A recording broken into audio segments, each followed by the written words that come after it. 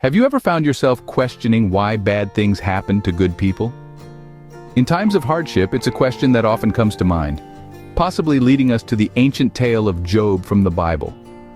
The story of Job unfolds in the land of Uz. Job, a man known for his righteousness and piety, is blessed with great wealth, a loving family, and a prosperous life. He is a man who fears God and shuns evil, living a life that exemplifies virtue. But one day, a conversation unfolds in the heavens. God speaks of Job's righteousness to Satan, who counters with a cynical view. Satan argues that Job's faith is only strong because of his blessings. He suggests that if God were to take away Job's prosperity, Job would surely curse God to his face. Intrigued by this proposition, God allows Satan to test Job's righteousness, but with one condition: Satan must not harm Job physically.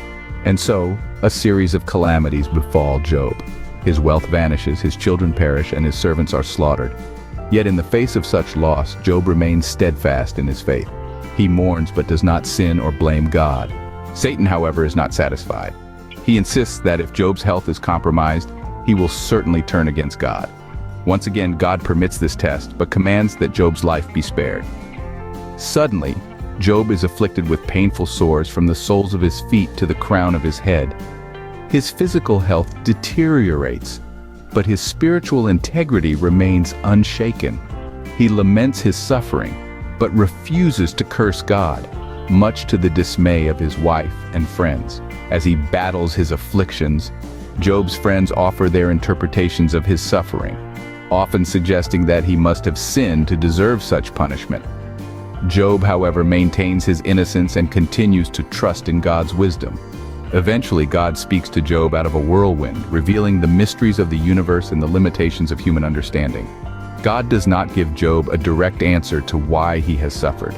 Instead, he reminds Job of his divine wisdom and power, affirming that his ways are beyond human comprehension. In the end, Job's fortunes are restored twofold. He is blessed with twice the wealth he had before, has new children, and lives a long and fulfilled life. His story ends with a testament to his unwavering faith in the divine mystery of God's ways. Looking back on Job's story, several key points emerge. Firstly, Job's righteousness is not contingent upon his blessings. Despite losing everything, his faith in God remains unshaken. Secondly, human understanding is limited. God's ways are mysterious and far beyond our comprehension. Lastly, suffering is not necessarily a punishment for sin. Job was a righteous man, yet he suffered greatly. His story reminds us that we may not always understand the reasons for our suffering, but faith and trust in God can guide us through our darkest hours.